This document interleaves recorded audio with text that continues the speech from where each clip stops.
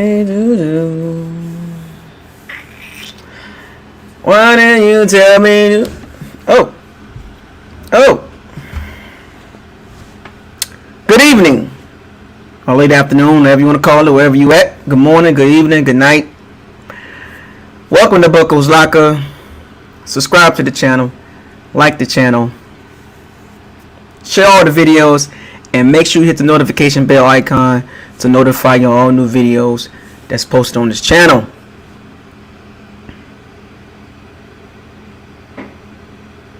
And if you want to donate, feel free to donate.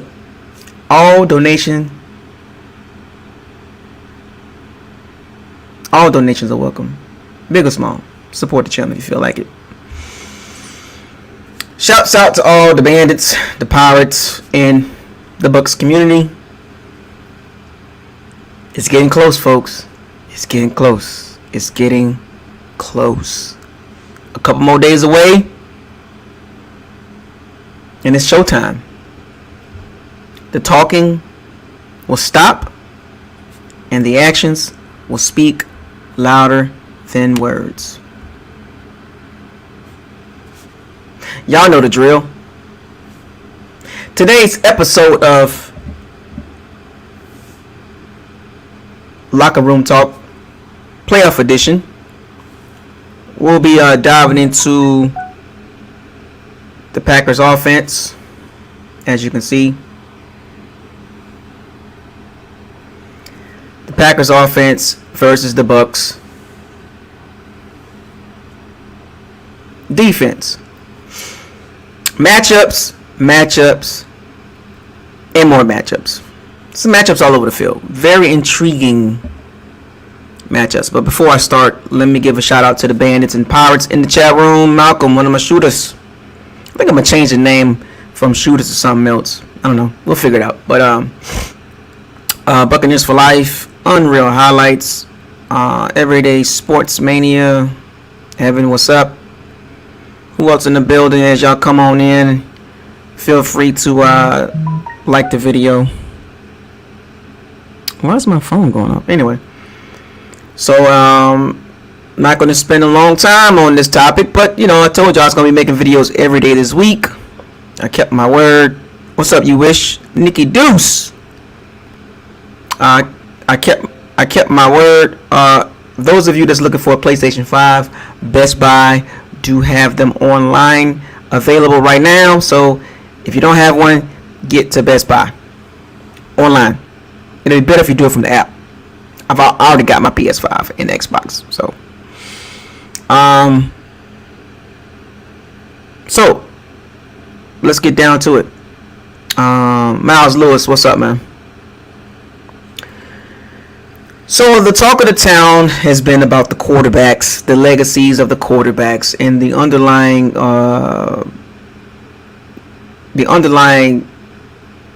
I would say subject for me is matchups. The matchups that, you know, we're not really talking about because all of the attention is on the quarterbacks, and that's rightfully so. They both earned the attention.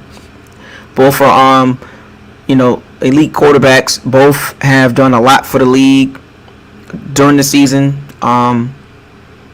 Both were all-time greats. Both of them would be first ballot Hall of Famers. So, you know, big ups to Aaron Rodgers and Tom Brady. We only got but so many years left for these guys. So appreciate what you're going to see Sunday. Rare opportunity to see. We saw it last week with Breeze and Brady. Another opportunity to see two elite quarterbacks playing the same game on the same field. Of course, the bigger thing is it's the Green Bay Packers versus the Tampa Bay Bucks. But you know, the quarterbacks tend to be the face of the matchups. So, but there's other matchups. There's other matchups that's just as important as the quarterback. The quarterbacks don't play each other. We already know that. It's Brady versus Packers defense, which I will Buccaneers offense versus the Packers defense, which I'll talk about that tomorrow. But today is the Packers offense versus the Bucs defense. Got that? So, what should I begin? I'm not going to begin with the quarterback. I'm going to start with the running back. This guy goes by the name of Aaron Jones. If you're not familiar with this guy, he's came on the last 2 seasons. Before then, he played college football in Texas. Texas El Paso, I believe, something like that. Underrated running back, late round pick. Overlooked. Nobody saw the skill set of Aaron Jones turning out to be this good. I didn't see it coming. But he's here now. He's arrived. 1,100 yards. Like 5 yards a pop. He can catch the ball. He can block. He's really a 3-down running back, but the Packers don't use him like that. The Packers' running game is pretty nice. It's pretty nice. They do running back by committee, but Aaron Jones is the lead back. They also have A.J. Dillon, Jamal Williams. I think he's from BYU, I believe. A.J. Dillon from Boston College. 2nd round pick, by the way. Interesting pick by the Packers. And Aaron Jones is a free agent too, so contract year. So Aaron Jones is running hard, and the Packers did their due diligence in drafting Aaron Jones. A.J. Dillon. So I'm very curious if the Packers are going to put a lot of money into Aaron Jones or just roll with A.J. Dillon. But the Bucs run defense, of course, we already know the number 1 run defense in the NFL, about 80 yards per game, 3.6 yards per carry. We already know the stat lines behind the Bucs run defense. Great. Bucs pass defense, 21st, 22nd, about 250 yards a game. Not so great. A little disappointing, but they do have their moments. They do make plays at times. They have a little trouble with quarterbacks that's dynamic. They don't have any problems with quarterbacks that are not mobile. Lack of arm strength. They don't have any too much problems with quarterbacks like that. But the quarterbacks that's got some dynamic play in them, they tend to have a little trouble with those guys, especially if they have weapons to throw to. So, and the Packers do have that, which I will get to in a little bit. But the Bucs defense has been playing better when it mattered. See how that makes sense? The Bucs defense have made plays and played better when it's mattered. Now in the playoffs, shaky start against the Washington football team with Taylor Heineke. You go from Taylor Heineke to Drew Brees, and we know the story behind that. Now you got reports about Michael Thomas is having ankle surgery. Drew Brees played with a plantar fasciitis, 11 broken ribs, a torn rotator cuff. All these things coming out after we beat them. Where was all these excuses from the Saints reports before the game? Well, all of a sudden after the game, we're hearing about these injuries with Drew Brees and Michael Thomas. Why is that? I'm not understanding that part. Why wasn't this put out before the game? Because if they would have won, we wouldn't have heard about it. Interesting, right? So we just can't get the credit, 100% credit of beating the Saints. It's, Drew Brees was hurt, 11 broken ribs, he had a torn rotator cuff. Michael Thomas has ankle surgery on both ankles, and he fought it out. No. Saints fans, your team did not play well. Stop making excuses. Okay? It's okay to lose, because we lost to y'all quite a few times, but we beat y'all. Straight up and down. No cheating, no outrageous calls like the Rams, or no pass interference like with the Vikings. None of that stuff happened in the Bucs game. A couple of stupid calls, but in all parts, the game was pretty clear up front. Mano a mano, and we won. So Saints fan base, Saints media, local media, stop with the excuses. We already know Drew Brees was washed. Y'all kept playing him. Y'all kept emphasizing he needs to come back. If Drew Brees was so hurt, then why you didn't play Winston? If Drew Brees was so hurt, exactly. If Drew Brees was so hurt, then why you didn't play Winston? If Drew Brees was so hurt, then why you didn't play Winston? If Drew Brees was so hurt, then why you didn't play Winston?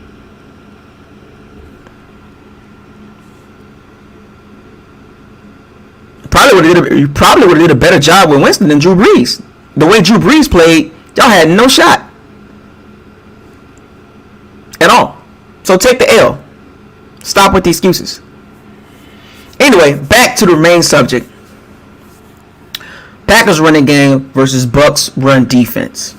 Now, I was looking at some things. Numbers do tell a lot sometimes, and sometimes tape tell a lot.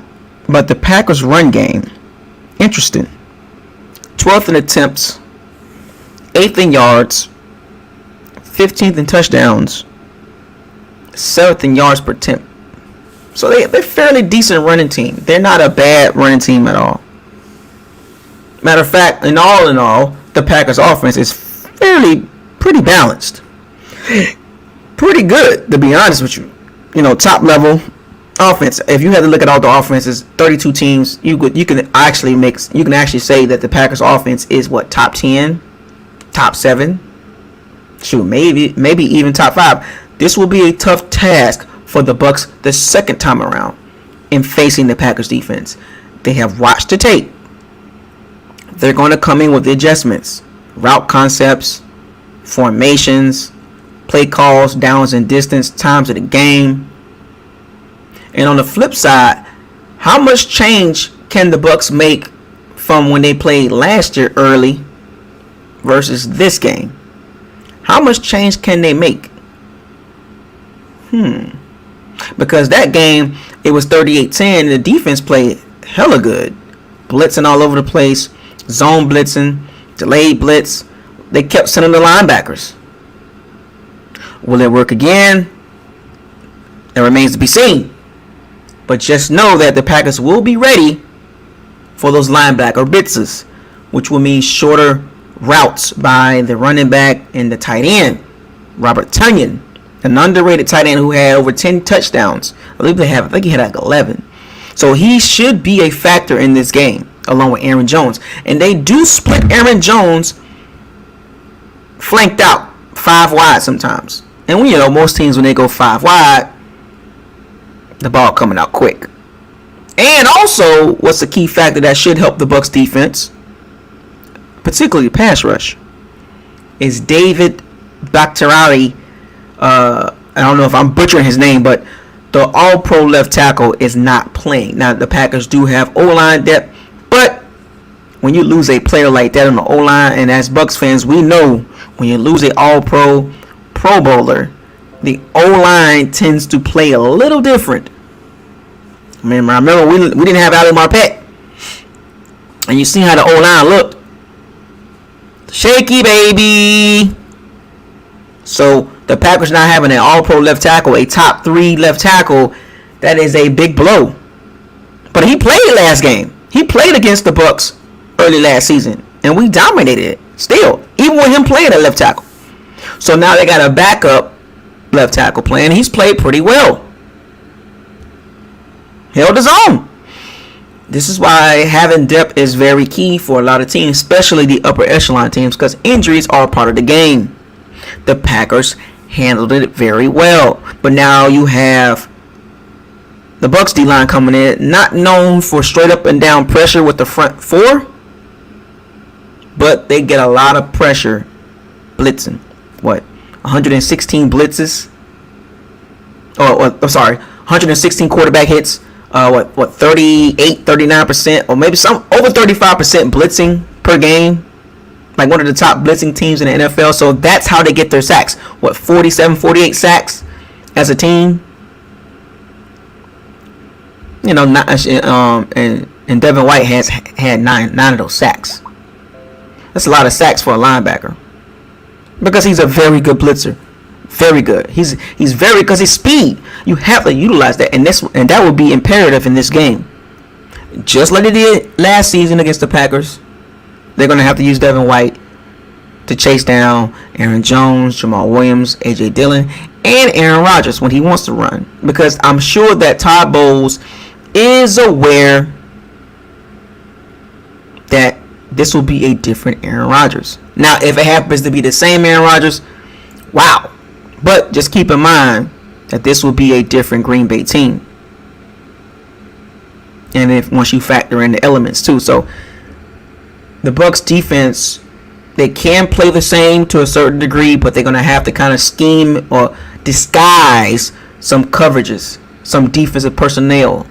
Because if you line up the same, Aaron Rodgers has been around the league for a long time. If you line up the same exact way, he's going to figure you out. And I'm sure Todd Bowles has a game plan to disguise some of the blitz concepts that the Bucs been using the last several weeks. Now let's get back onto this field. Now we off the sideline. Let's get back onto the field. Levante David and Devin White will have the key on the Green Bay running game. You have to control the Green Bay's running game, and this will be a running game type of situation. Like this game Sunday, y'all gonna be surprised. It's gonna be a lot of running, a lot of hard-nosed yards, a lot. Yards are gonna be tough to come by because of the elements, not because of Green Bay. Not because of Green Bay can't run the ball in the Bucs, but also it's hard to run the ball when you know it's coming. So Levante and Devin White will be very active, and they will have a lot of tackles. Why they don't have a lot of tackles? Because Vita is possibly or most likely playing, and that's a huge deal. Now, how much time does he play? In fact, I don't know. I don't expect him to play 80 snaps. Okay, folks, he's not going to play 80 snaps. First game in 2 months, and you think he's going to run out there and play 80 snaps? I would say between 20 and 35 snaps. But you put him in certain situations, utilize Vita. Don't waste his snaps on ridiculous, situations. Put Vita in there in key situations. Having him back in front of the linebackers is a huge deal, because losing Vita, it did affect the defense to a certain degree. It did. The push up the middle was lacking with Ledbetter and Nacho. They just don't have the strength or the skills to push the pocket back. But now that you insert Vita in there, give him about 20 to 35 snaps, I'm sure he's going to be very fresh. He's going to be ready to go. He's going to push that pocket. But he has to be careful. Coming back from ankle injury. It's been over 8 weeks. But, those first couple plays, he's going to be timid. So, Green Bay's going to try him. They're going to try the running game. They're going to run at Vita. They're going to run at him just to see, can he hold up? Playing football at that level and missing more than 8 weeks and then coming back thinking that you're going to pick up where you left off at is very hard to do. Any injury that you have to your legs, feet, ankles, and you're gone for 8 to 10 weeks, you got to get he got to get his traction back. So don't put a lot of pressure on Vita. But he's going to do his job when he's in the game and protect those linebackers, which will be huge to stop the Green Bay running game. Green Bay running game is like 5 yards a pop. If we can force Green Bay to be one-dimensional, then that's when Todd Bowles comes in with his blitz packages. If you notice how I started out in the trenches first, the running game, because it matters. In this game, you better stop the Green Bay running game, because the Rams didn't do a good job. Granted, Aaron Donald only played about 35% of the game, but still, the Rams do have talent, and Green Bay was able to run the ball pretty well. The Rams was able to run the ball pretty well on Green Bay. I'm sorry. Green Bay was able to run the ball on the Rams defense pretty well. But we're the opposite of the Rams. We're getting a run stopper back. So this is going to be very interesting with the Packers' 2 guards and their center. Aaron Jones is a slick running back. I watched some tape on him. I've been checking him out. Very slick running back. And the underrated area about Aaron Jones that we must pay attention to is his catching ability. He can line up as a receiver, and they will throw him a deep ball like a receiver. He runs routes like a receiver. Not all the way, but he's good enough to line up, and off the line, he will open. It happened last year when we played the Packers. Aaron Jones ran a couple routes, and he was open. So Levante got his work cut out, because I'm sure that the way Todd Bowles is going to scheme this, or in my opinion, he's going to keep Devin White around that 0 to 10 yard frame. And Levante is going to be running with Aaron Jones pretty much a lot. Now, if the Bucs wanted to do this, which would be interesting, is Devin White, you mirror Aaron Jones. Levante will be guarding Robert Tonyan. Now, I'll get to that in a second. I'm still in the trenches right now. Tampa Bay's pass rush on the edges in particular. They had a hell of a game last year against the Packers with the help of the blitz. JPP, Shaq Barrett must establish pressure. And sometimes you must establish pressure without the blitz. Because can the Bucs blitz the entire game? No way. No how, no way. Can't do it.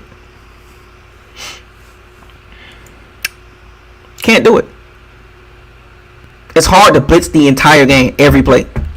Run blitz on the passing downs. It's hard to do that. You tire your defense out. So there will be some plays that the Bucs will play a little zone and rush 4 or 3.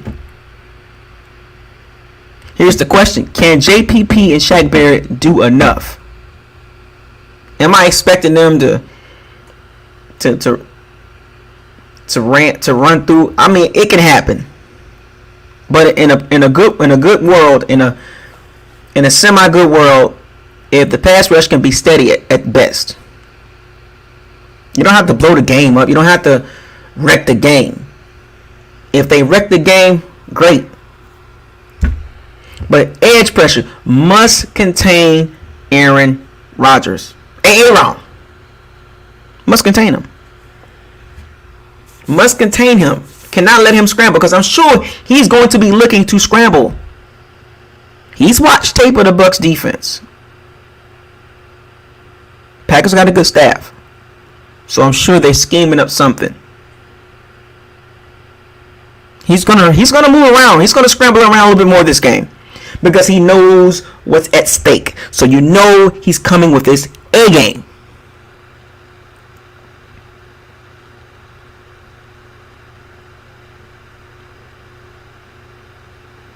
Edge rushers must do their job.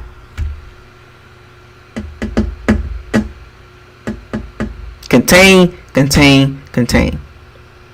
Drew Brees to Aaron Rodgers. Big difference. Now on the outside, the Packers do have weapons at receiver and at tight end. Their passing game.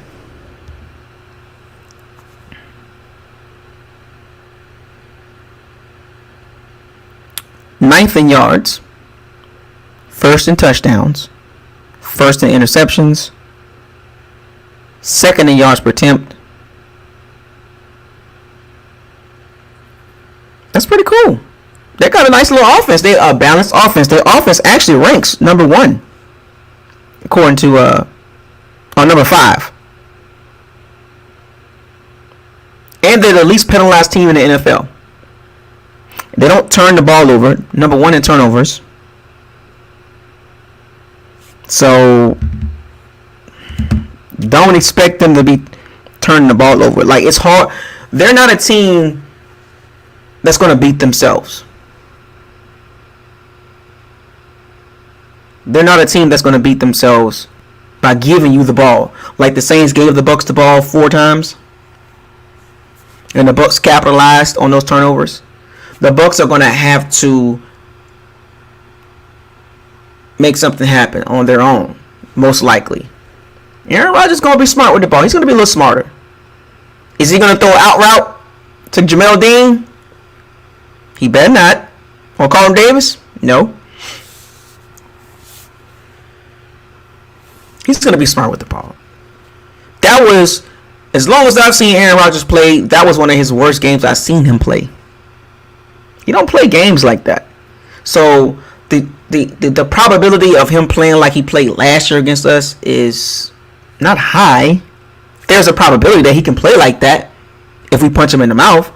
But the probability of him playing like that, 2 interceptions, pick six, could have been 2 pick sixes, it's very low. He don't turn the ball over. He just don't. Very sharp. Very sharp. Third downs. The Packers are very good on third downs, and the Bucs defense is very good on third downs. See the matchups here? Really good matchups. This is how I told y'all. We match up pretty good against the Packers offense. The Bucs defense matches up very well with the Packers offense. Packers are very good on third downs. 49%. They're even good on fourth downs. 61%. And they're very good in the red zone. 80%. But the Bucs on the flip side, the Bucs defense on the flip side is very good in each category as well. Once again, we match up. The Bucs defense matches up very well with the Packers offense. The only question is the pass defense. We about to transition right over into the outside with Davante Adams. That is the matchup. Carlton Davis will be following him around. Now, that does tip off. It's almost like what the Rams do with Jalen Ramsey. The Bucs can do with Carlton Davis, right? Not saying Carlton Davis is, better than Jalen Ramsey, but the Bucs can just basically say, hey, Carlton Davis, go line up on Davante Adams, and we'll take care of the rest. But Aaron Rodgers will still throw him the ball. Davante had 9 catches for 66 yards and a touchdown against Jalen Ramsey. I mean, Ramsey wasn't guarding the whole time, but they use Davante in motion a lot. He's a very tricky receiver. He has very good short area quickness. I'm very curious to see how Carlton Davis handle that type of guy, because Michael Thomas don't have that type of shiftiness. Personally, if you ask me watching tape, I think Davante Adams is a better receiver than Michael Thomas. Just better all around. He does more than just catching slants. Curtis Norman, appreciate the super chat. Our defense has to be PPS, physical, patient, and smart. That's right. Don't get overzealous. Don't get overhyped. Play within the system. The system will not go wrong if it's played right. If they read their keys, the Bucs defense will be fine against the Packers offense.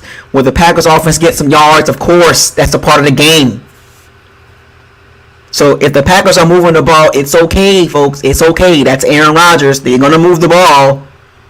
But the key is when the Bucs defense, when it matters, 3rd and 7, 3rd and 8, 3rd and 6, 3rd and 10, 3rd and 12, or in the red zone,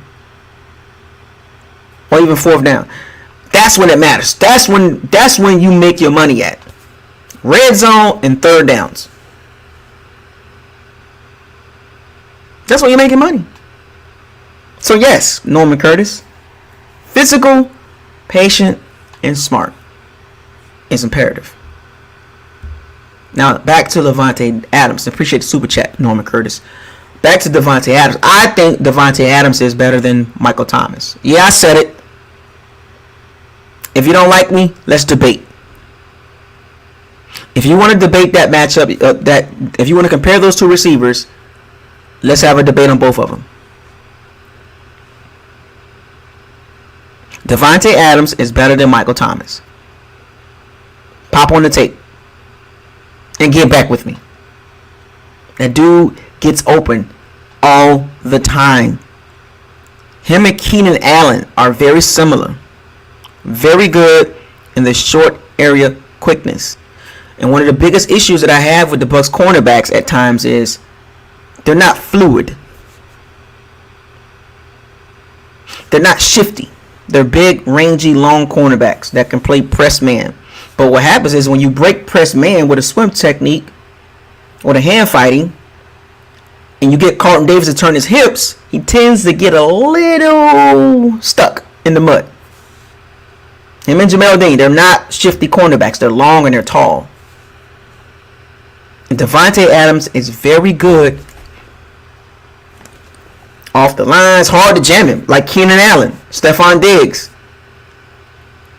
Justin Jefferson. Hard to jam him. Calvin Ridley, hard to jam him. You got to get your hands on Davante Adams. You got to reroute. You got to reroute that guy, because if you don't, Aaron Rodgers will throw him the ball against Carlton Davis, CD24, C-Murder, whatever you want to call him. He will throw the ball. He's going to test Carlton Davis with Davante Adams. I don't see no way, shape, or fashion or form that Davante Adams don't get targeted at least 8 times. Now, the Bucs need to worry about the other receivers. Even if Davante Adams get off a little bit, that's fine. I'm okay with that. But I don't want to see Robert Tonyan and Valdez-Scantling and St. Brown and Marius St. Brown and Lazard getting off, and Aaron Jones getting off in the passing game, in the Green Bay screen game.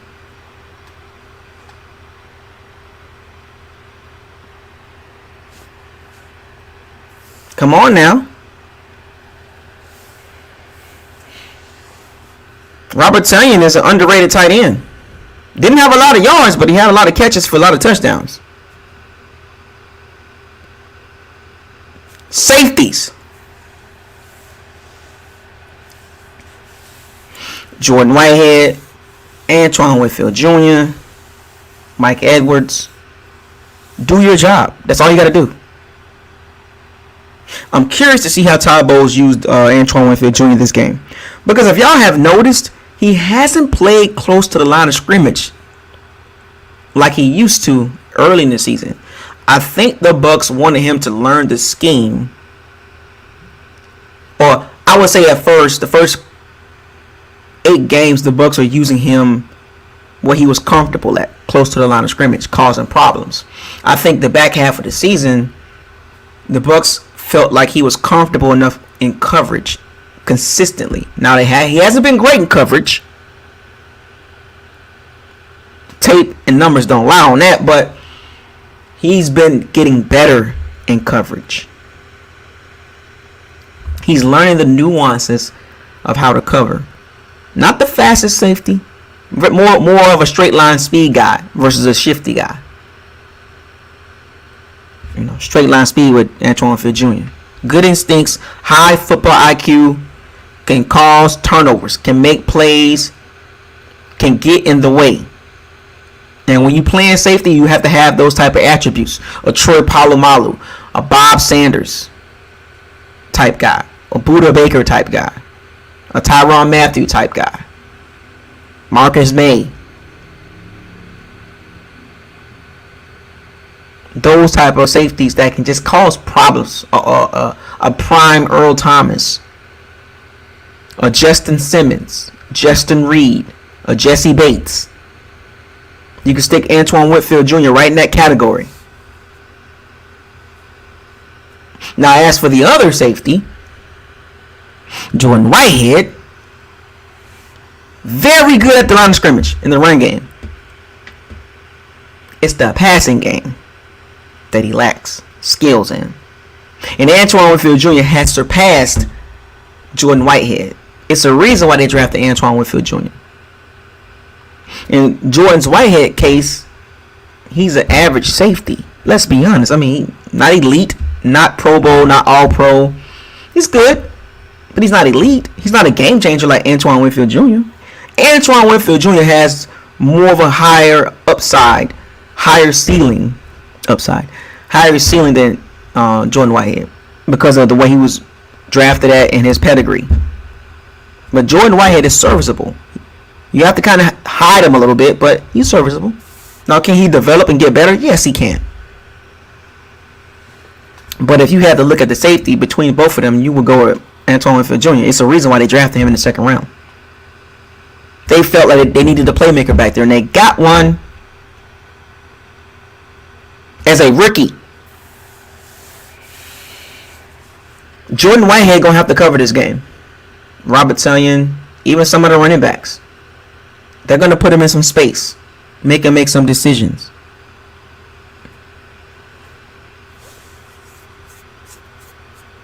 Now let's get on to the other side of the corners.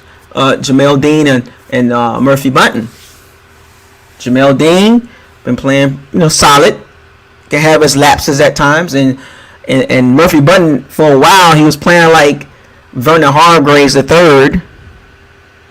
Completion percentage is high when you throw the ball at whoever Sean Murphy Bunting covering. Damn, Knicks almost 70% completion percentage when you throw the ball at Murphy Bunting. Why is that?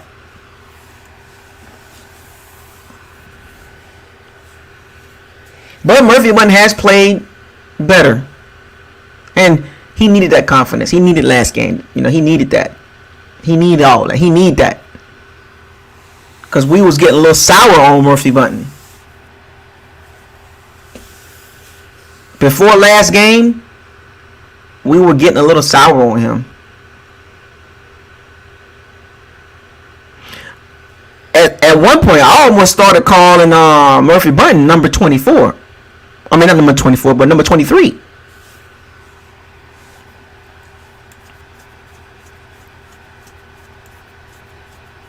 He was that close.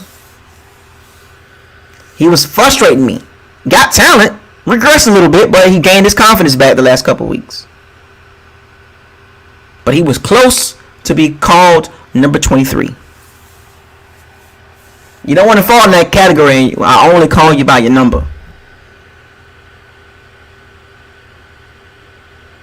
You don't want to become number 76. You only get called by your number until and I'm still not 100% ready to call his name again.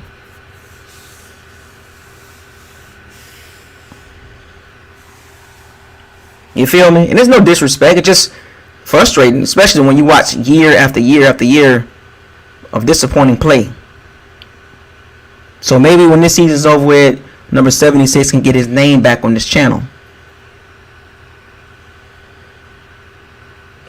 80% completion percentage when targeted. See what I'm talking about? See? 80% completion percentage when Murphy Bunting is targeted. That is ridiculous.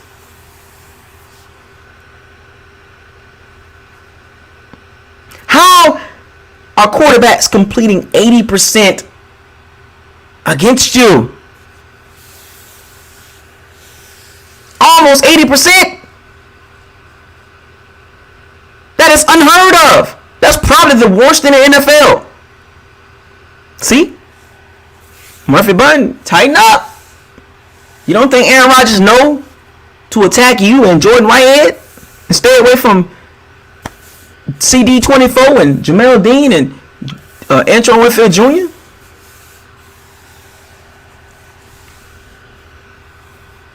We can't have. This is not the game to be giving up 77% completion percentage against an elite quarterback, one of the best quarterbacks of all time, in a must-win game, in a huge game with huge ramifications. There's an opportunity for the Bucs to do something that no other team has done. Host a Super Bowl. The home team host a Super Bowl.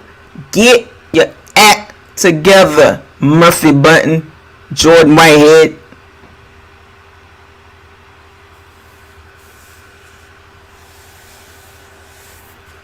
Yeah. So these matchups are very intriguing. Shaq Barrett, I'm expecting to see something out of him. This will be the perfect game for Shaq Barrett to just wreck it up. Just muck it all up. Green Bay got a stout O-line. Even with the left tackle out, the O-line still good.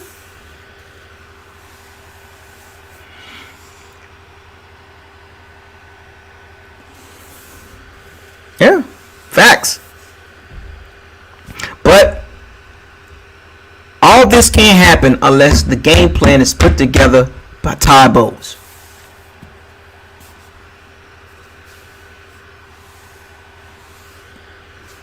You want to know what makes a good secondary?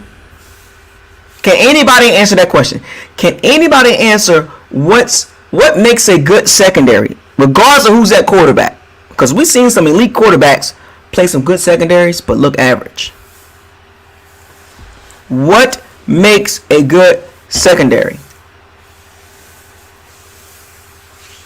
Let's see if anybody get that right.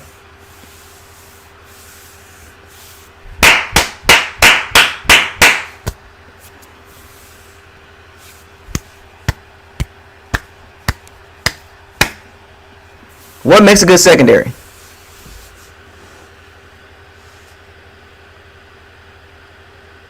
What do all the good secondaries have in common?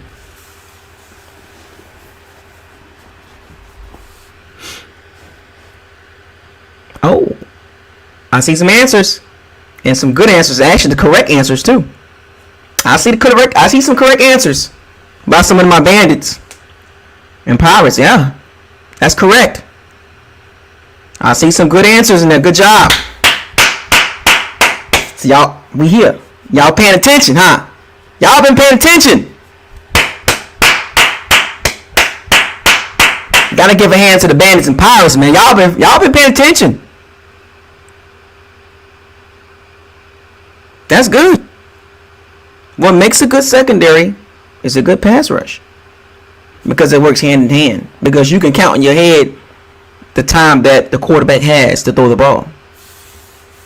You know, if you got a good pass rush, you know, okay, this quarterback probably got about 2.5, 2.6, 2.7 seconds to throw the ball. All the good secondaries got a pretty good pass rush.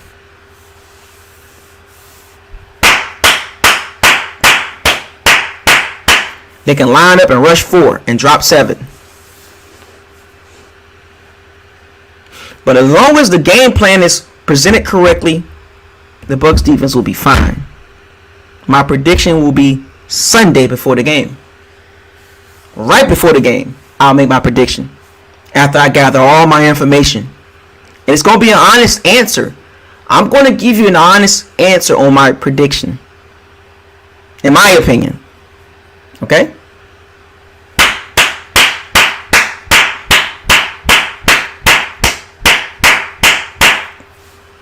It's almost time, folks. I know y'all nervous. You nervous? Are you nervous out there? Are you nervous? Is the butterfly starting to... There's two types of fans. You got the X-Men. Then you got the Wolverines.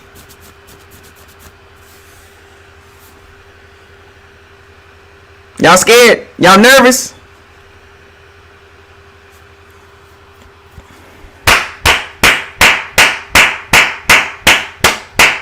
I'm not nervous. I'm gathering information. I'm watching film. I'm listening to all the talking heads. They made some. There was one. I saw a graphic of like 8 analysts and reporters. I think out of the 8, 2 picked the Bucs. But I remember one person that picked the Packers, Mia Kimes. Mia Kimes picked the Packers, and along with everybody else, it was like 6 people that picked the Packers, and 2 of them picked the Bucs. So you already see the narrative that's been created by the media. They want Aaron Rodgers to get another Super Bowl.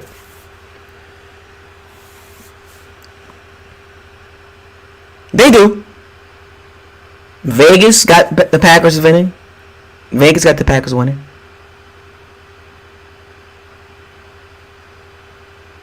Yeah. Facts, folks. Look, go do your research. They're picking they want Aaron Rodgers to get another Super Bowl. They tired of seeing Brady. They tired of seeing him hoist the Super Bowl. They want to see Aaron Rodgers ride off into the sunset or get another Super Bowl. It's been a long time since he won a Super Bowl, folks. But the narrative has been set.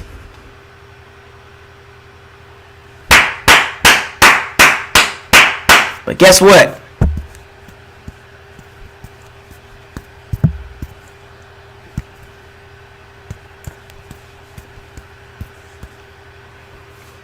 We're going to break that narrative. We're going to break that narrative. I gotta save that for Sunday.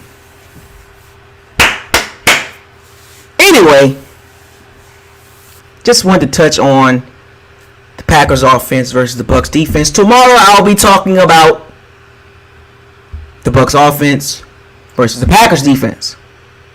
Very good matchups on that side as well. So I look forward to seeing you tomorrow as well. Leading up to the NFC Championship game Sunday, 3:05 Eastern Standard Time, 2:05 Central Standard Time. Stay tuned, folks. This is BucosLocker in the locker room.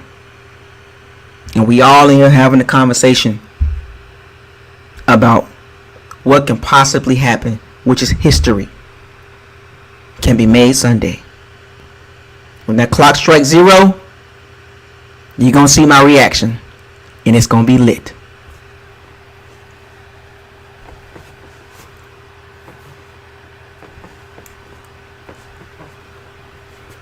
Can't wait. In my Brian Scott voice. Can't wait. Anyway, with that being said, subscribe to the channel.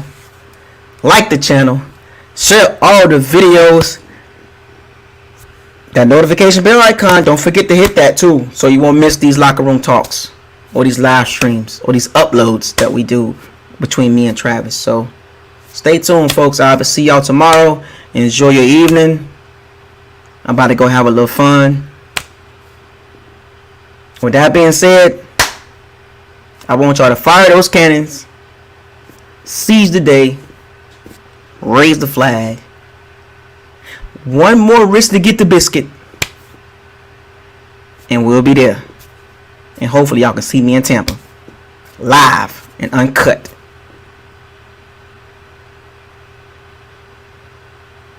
Hashtag no excuses. Hashtag ain't no chill. Hashtag one more game, folks. Hashtag Frozen Tundra. Here we come. And hashtag, most importantly, hopefully you agree, hopefully you believe me now, Super Bowl or bust. I know, Bucs fans, you was against it. A lot of you was against that. But guess what? One more game away. I know it stings a little bit. I know you're nervous, but the feel different. BucosLocker out. I'll see y'all tomorrow. Peace.